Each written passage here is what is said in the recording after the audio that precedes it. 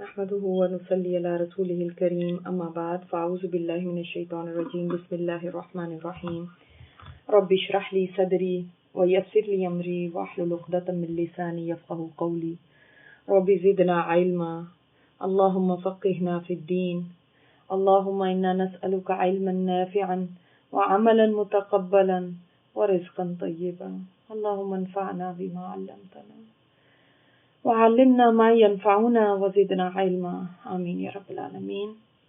سورۃ التین، سورہ تین بھی آپ دیکھ رہے ہیں مکی صورت ہے، قسموں سے شروع ہوئی،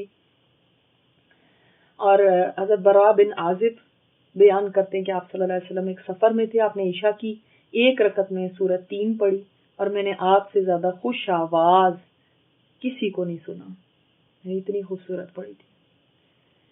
بسم اللہ الرحمن الرحیم۔ والتین والزیتون، قسم ہے تین کی اور زیتون کی۔ تین کیا چیز ہے؟ انجیر، اور زیتون آپ جانتے ہیں۔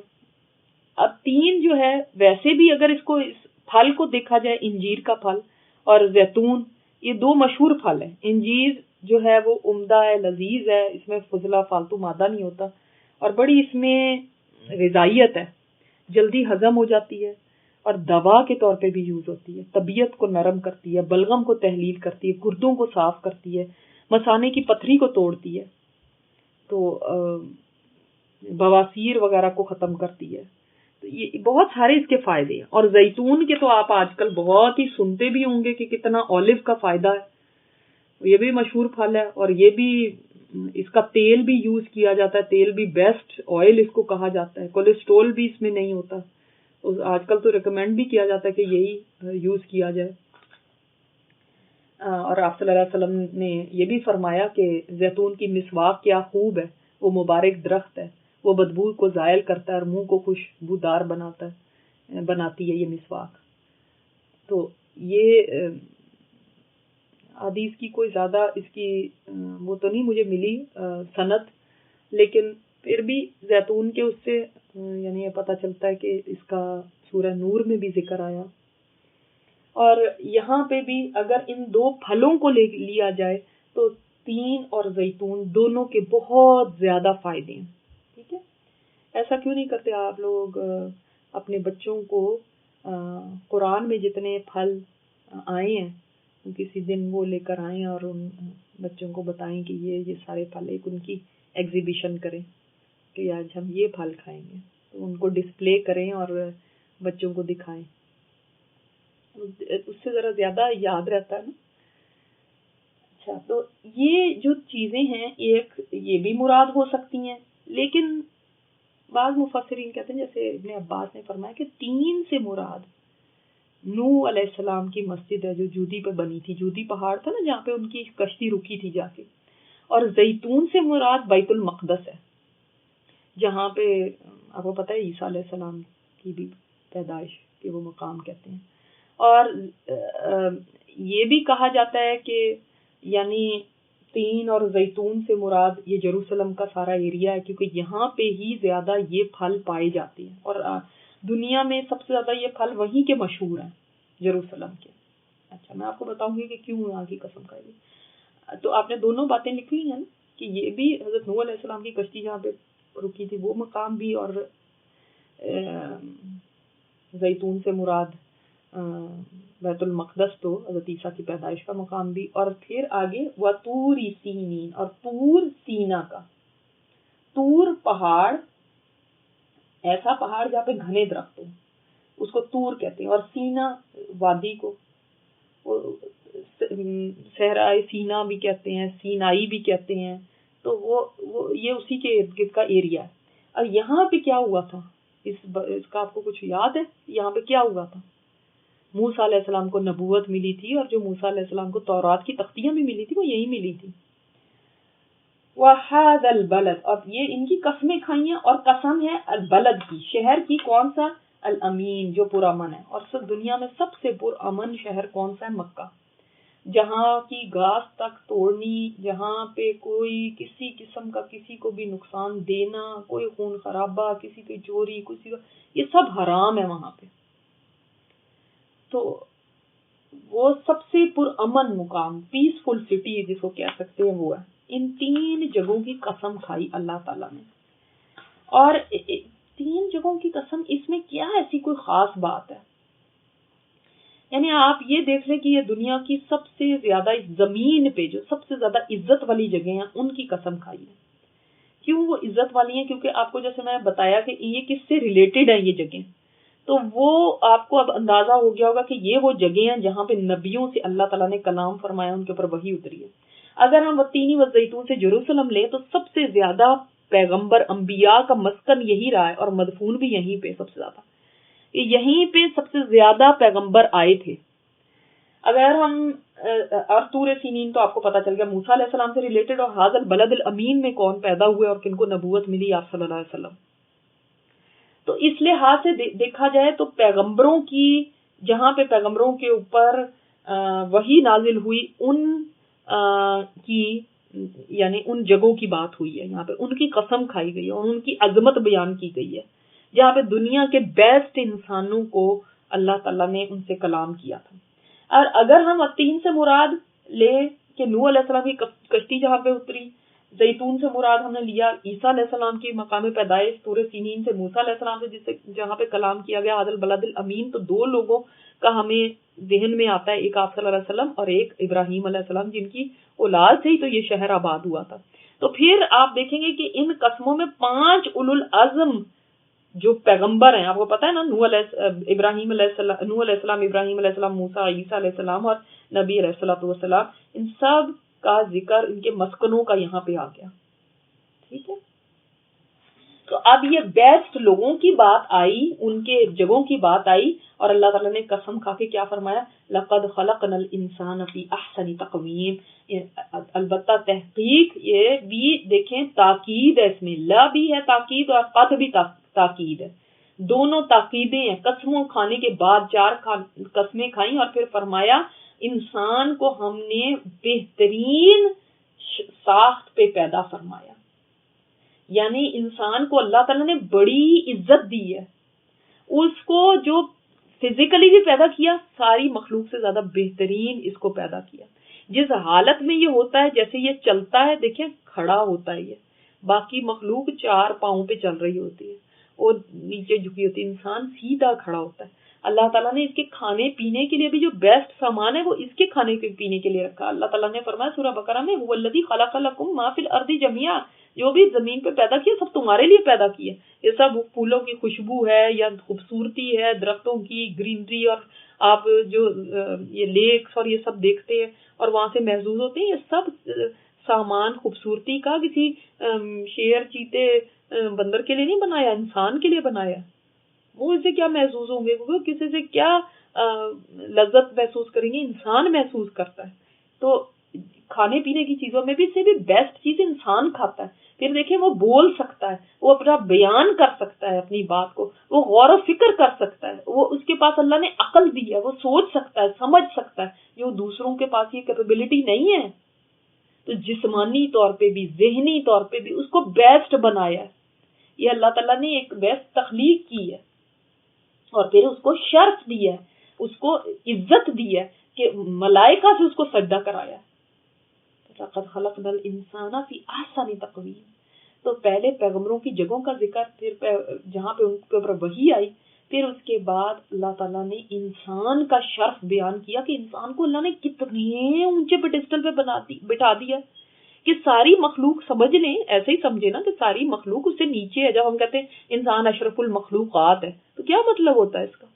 سب سے بہتر، وہ سب سے اوپر ٹاپ پہ انسان ہے، سب اسے نیچے ہیں۔ چاہے وہ جنات ہے، انسان جنات سے بڑا امپریس ہوتا ہے، لیکن جنات بھی انسانوں سے نیچے ہیں، فرشتے بھی انسانوں سے نیچے ہیں، کیونکہ انہوں نے سجدہ کیا انسان کو۔ لیکن پھر کیا ہوتا ہے، ثم رددناہ اسفل سافلین، پھر رددنا، پھیر دیا ہم نے اس کو اسفل السافلین، سب سے نچلوں میں۔ اب کیا بات ہوئی، ایک طرف سب سے اونچا اور پھر سب سے نیچا، اسفل السافلین، سب نیچوں میں بھی سب سے نیچا۔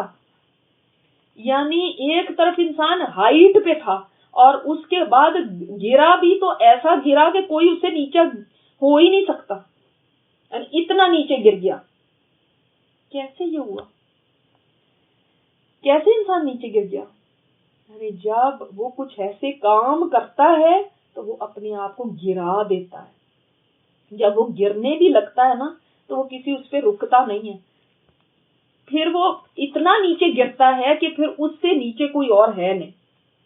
یعنی پھر انسان کا مثلا کینہ ایسا ہے کہ پھر وہ اس کو بھی پیچھے چھوڑ دیتا ہے. جو اونٹ کا کینہ مشہور ہے، پھر وہ اونٹ کے کینے کو بھی چھوڑ دیتا ہے پیچھے. جب انسان نافرمانی پہ تل جاتا ہے اور برائی کی حرکتیں کرنے لگتا ہے تو اللہ تعالیٰ معاف کرے، آپ نے خبروں میں سنتے ہی ہوں گے، پھر انسان شیطان کو بھی پیچھے چھوڑ دیتا ہے. شیطان کو بھی اتنے برے کام کرتا ہے، ایسے کہ سن کے بھی انسان ہل جاتا ہے کہ یہ کیا ہے. جب انسان پھر یعنی اپنی شیطنت میں اور اس میں بڑھتا ہے تو پھر وہ ساری مخلوق کو پیچھے چھوڑ دیتا ہے. درندگی پہ اترتا ہے نا، جب انسان درندہ بنتا ہے. وہ درندے ہم درندگی کہتے ہیں ان کو کہ یہ درندے ہیں، یہ جو وحشی جانور ہوتے ہیں ان کو درندے کہتے ہیں. لیکن جب انسان درندگی پہ اترتا ہے نا تو یہ وحشی جانور بھی دیکھیں اس کی درندگی کو تو وہ بھی شرما جائیں کہ یہ تو ہم سے بھی آگے نکل گیا، کہ چھوٹے چھوٹے بچوں کو بھی پھر نیزوں کے اوپر رکھ لیتا ہے. تو جب گرتا بھی ہے نا تو اتنی پستی میں گرتا ہے، اخلاقی طور پہ بھی اتنا گھٹیا ہو جاتا ہے. چھوٹے معصوم بچوں کے ساتھ کیا کہہ رہا ہے، چھوٹی بچیوں کے ساتھ کیا رہا ہے. تو اللہ تعالیٰ نے فرمایا نا اولئک کل انعام بل ہم اضل، بلکہ ان سے بھی گئے گزرے ہو جاتے ہیں. جانور بھی کوئی اس کے بھی کوئی ایتھکس ہوتے، انسان تیرے تو کوئی ایتھکس ہی نہیں ہوتے. شیر کا بھی پیٹ بھر جاتا ہے وہ پھر شکار نہیں کرتا، وہ ایسے ہی جسٹ فار فن کبھی شکار نہیں کرتا. اس کو بھوک ہوتی ہے تب وہ صرف شکار کرتا ہے، اللہ نے اس کی ضرورت رکھی ہے اس میں. وہ ایسے ہی نہیں مارتا پھرتا کہ میں جنگل کا بادشاہ میں بس مارتا پھر رہا ہوں. کتنے آپ نے جانوروں کو مرے ہوئے دیکھا جنگلوں میں، شیر یہاں سے گزرا تھا وہ مارتا ہوا چلا گیا کیونکہ وہ دکھانا چاہتا تھا نا کہ میں شیر ہوں. کتنے آپ نے دیکھے. لیکن انسان ایسا ہی کرتا ہے، وہ لاکھوں کا خون بہا کے بھی اس کو احساس نہیں ہوتا. وہ قتل و غارت پہ جب اترتا ہے، جب اس کی آنکھوں میں خون اترتا ہے نا تو پھر وہ رکتا نہیں ہے کہیں. اور اس کو پتا بھی نہیں ہے کہ دوسرے نے کیا کیا ہے، کیا قصور ہے دوسرے کا، اور وہ پھر بھی مارتا چلا جاتا ہے. تو وہ اسفل السافلین بن جاتا ہے. اللہ نے اس کو کیا بنایا اور وہ کیا بن گیا، اتنا گر جاتا ہے.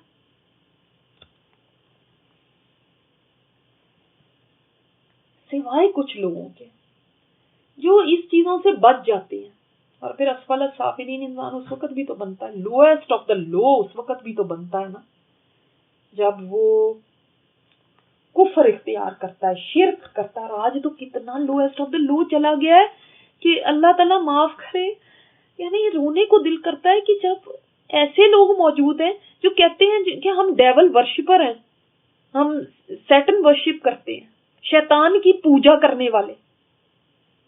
عقلوں کو کیا ہو گیا تمہارے، تم اسفل السافلین بن گئے. یعنی گرنے پہ آتا ہے تو اس کی کوئی انتہا نہیں ہے. سوائے الا الذین آمنوا وعملوا الصالحات، یہ لوگ ایسے ہیں جو گرتے نہیں ہیں. مگر کیا اس کے لیے شرط ہے، ایمان ہو اور صالح عمل. یہ جو دو شرائط پوری کرے گا وہ اس لیول پہ کبھی نہیں گر سکتا. ایمان بلیف ہے، اور آپ کو پتا ہے ہمارے ایمانیات کتنے ہیں. اللہ پر ایمان، آخرت پر ایمان، رسولوں پر، کتابوں پر، فرشتوں پر، تقدیر پر، اور صالح عمل ساتھ. وہ ہوگا، وہ اس لیول تک نہیں آئیں گے کبھی. ان کے لیے پھر کیا ہے، فَلَهُمْ أَجْرٌ غَيْرُ مَمْنُونَ. ان کے لیے ایسا اجر ہے، بتایا نہیں گیا کیا اجر ہے، بس ایسا ریوارڈ ہے جو غیر ممنون ہے، کبھی اس نے ختم ہی نہیں ہونا. اینڈ لیس، چلتا ہی جائے گا، چلتا ہی جائے گا، چلتا جائے گا، کبھی ختم نہیں ہوگا، کنٹینیوس. اجر کتنا اچھا ہوگا، یہ کبھی ختم نہ ہونے والا ہوگا. تو دنیا میں ہر چیز جو بھی آپ کو ریوارڈ ملتا ہے وہ کبھی نہ کبھی ختم ہو جاتا ہے، ہر نعمت ختم ہو جاتی ہے، انسان کی زندگی تک ختم ہو جاتی ہے۔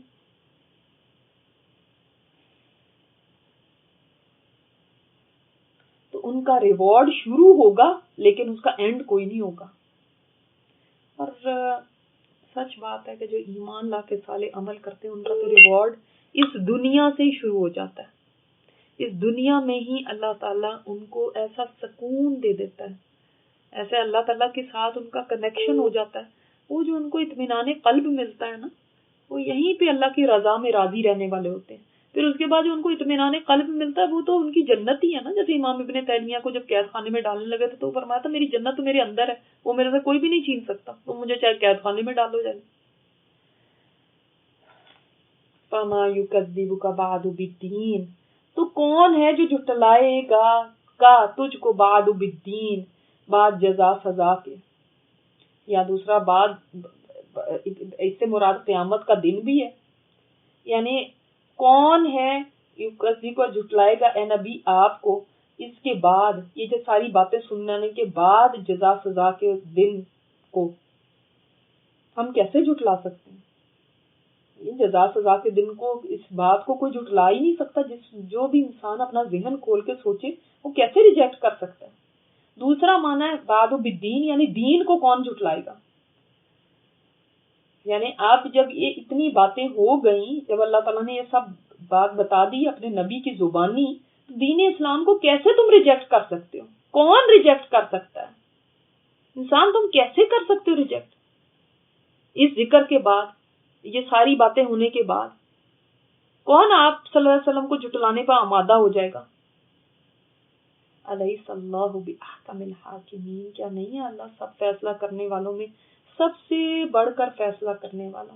بلا وانا علی ذلک من الشاہدین، اس کا جواب ہے کہ کیوں نہیں اللہ، اور میں اس کے اوپر گواہی دینے والوں میں سے ہوں کہ آپ واقعی سب فیصلہ کرنے والوں میں سب سے بڑھ کے فیصلہ کرنے والے ہیں۔ یہ آپ صلی اللہ علیہ وسلم نے جواب سے کہا ہے۔ بعض روایات میں سبحانہ کا بلا بھی ہے، تو اگر آپ کو لمبا نہیں آتا تو سبحانہ کا بلا یہ بھی آپ یاد کر سکتے ہیں کہ یعنی دنیا میں جتنے جج ہیں کوئی کبھی کسی کی دباؤ میں آ کے فیصلہ کر دیتا ہے، کوئی لالچ میں آ کے کر دیتا ہے، کوئی کسی کو سمجھ ہی نہیں پڑتی تو وہ سنسیئر ہوتا بھی ہے لیکن اس سے صحیح فیصلہ نہیں ہوتا، لیکن اللہ تعالیٰ سے بہتر فیصلہ کرنے والا کوئی نہیں ہے۔ جب وہ اس دن فیصلہ کرے گا تو ہر حقدار کو اس کا حق مل جائے گا۔